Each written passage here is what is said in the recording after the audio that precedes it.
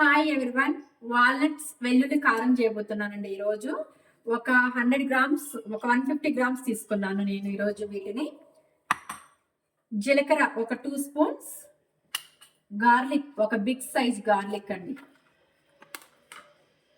కారం red chilli powder, turmeric పసుపు, salt.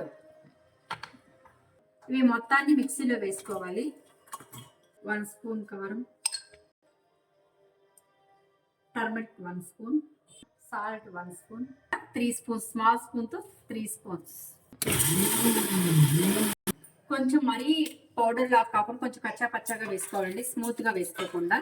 ఇప్పుడు లాస్ట్ లో గార్లిక్ యాడ్ చేయాలి, తోలు తీయకుండా డైరెక్ట్ గానే వేసుకోవాలి. వాల్నట్ వెల్లుల్లి కారం చాలా టేస్ట్గా చాలా బాగుంటుంది. నా వీడియో నచ్చితే లైక్, షేర్, కామెంట్, సబ్స్క్రైబ్.